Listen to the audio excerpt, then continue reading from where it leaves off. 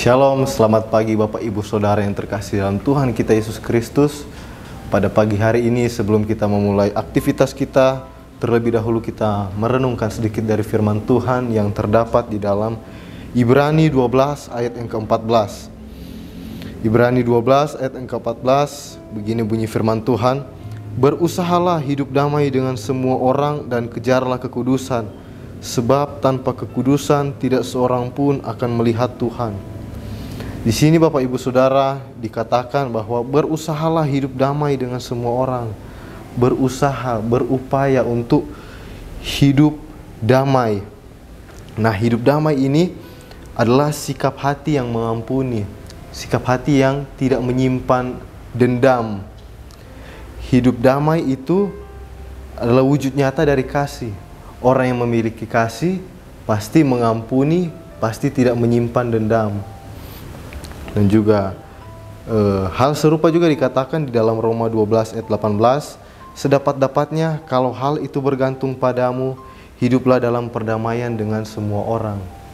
Dan judul perikop dari Roma 12 ayat 18 ini adalah nasihat untuk hidup dalam kasih. Jadi salah satu nasihat untuk hidup dalam kasih adalah hidup damai dengan semua orang. Dan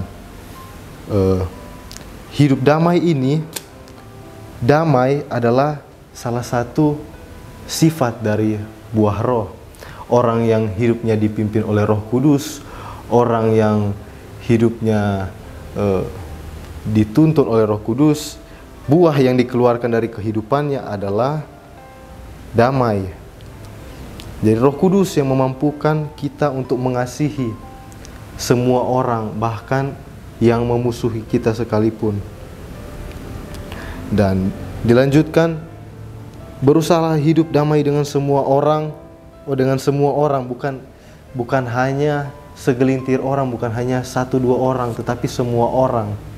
Baik itu di dalam lingkungan keluarga, lingkungan sekolah, lingkungan bermasyarakat, bahkan jemaat, orang yang kita kenal maupun yang tidak kita kenal. Kita harus berusaha untuk hidup damai dengan semua orang.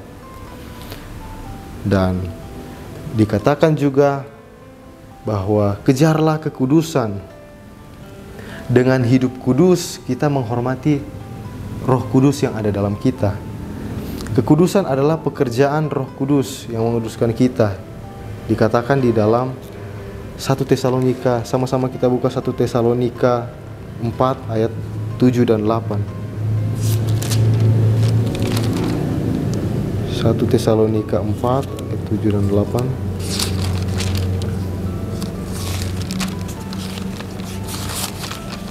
Begini bunyi firman Tuhan: "Allah memanggil kita bukan untuk melakukan apa yang cemar, melainkan apa yang kudus. Karena itu siapa yang menolak ini bukanlah menolak manusia, melainkan menolak Allah yang telah memberikan juga Roh-Nya yang kudus kepada kamu." Jadi Roh Kudus ada dalam kita, dan kita harus, dikatakan dalam Ibrani tadi, kita harus mengejar kekudusan. Kita harus hidup dalam kekudusan. Karena ada Roh Kudus di dalam kita. Dengan kita hidup kudus, kita menghormati Roh Kudus yang ada dalam kita. Kita harus kudus dalam pikiran, dalam perkataan kita, dalam perbuatan kita. Di Matius dikatakan juga bahwa kalau kita membayangkan saja kita sudah berdosa. Nah, dari pikiran saja, dari pikiran kita harus mengoreksi, kita harus berusaha, kita harus mengejar hidup kudus dalam pikiran kita. Lalu dalam perkataan, apakah perkataan kita mengeluarkan berkat atau kutuk? Apakah kata-kata kita membangun? Apakah kata-kata kita kosong? Nah, kita harus kudus dalam perkataan kita. Dan dalam perbuatan dikatakan tadi, Allah memanggil kita bukan untuk melakukan apa yang cemar, melainkan apa yang kudus. Jadi kita harus mengejar, kita harus berusaha untuk hidup kudus dalam pikiran kita, dalam perkataan kita, dan dalam perbuatan kita. Nah, bagaimana cara kita untuk hidup kudus, yaitu dengan baca firman kita mengetahui isi hatinya Tuhan, kita mengetahui apa yang menjadi kehendak Tuhan dengan kita membaca firman. Dan untuk kita hidup kudus juga kita membutuhkan pertolongan dari Roh Kudus.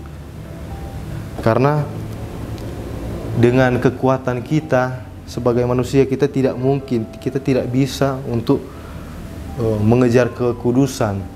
Tetapi dengan pertolongan Roh Kudus, karena Roh Kudus, pekerjaan Roh Kudus yang menguduskan kita. Nah, sama-sama kita buka di 1 Petrus 1 ayat 16 juga dikatakan begini firman Tuhan. 1 Petrus 1 ayat yang ke-16.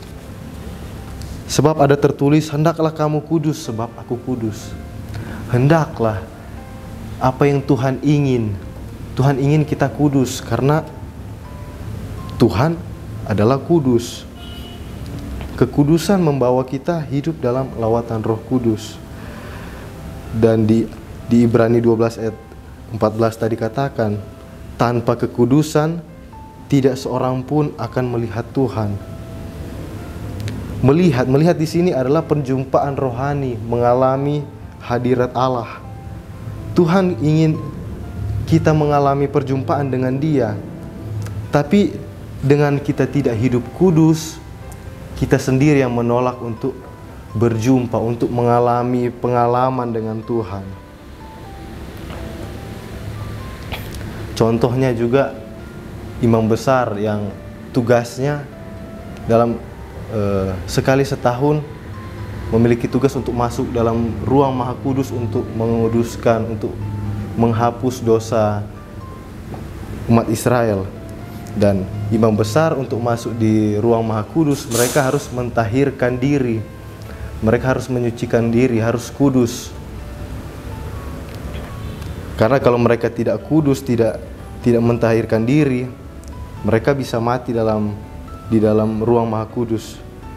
Nah, bedanya dengan kita sekarang punya imam besar agung, yaitu Yesus Kristus.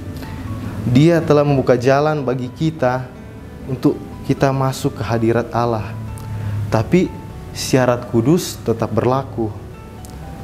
Hanya di dalam Kristus kita dikuduskan, dan melalui Roh Kudus kita dipelihara dalam kekudusan. Jadi dengan hati yang kudus kita bisa merasakan hadirat Tuhan. Nah, di Matius 5 ayat 8 katakan, berbahagialah orang yang suci hatinya karena mereka akan melihat Allah.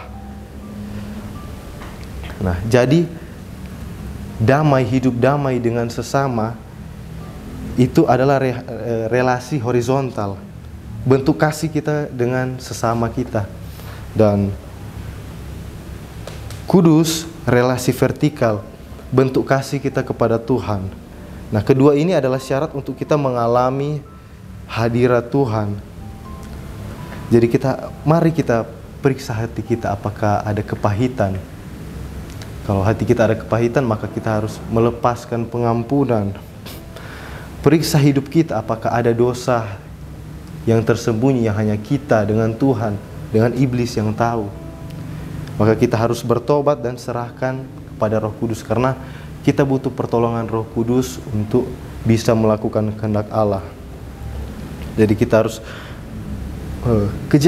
berusaha untuk hidup dalam damai dengan semua orang dan hidup dalam kekudusan, supaya hidup kita penuh dengan hadirat Allah, dan kelak kita akan melihat langsung, mengalami Tuhan. Puji Tuhan, demikian firman Tuhan. Immanuel, Allah beserta kita. Kami perlu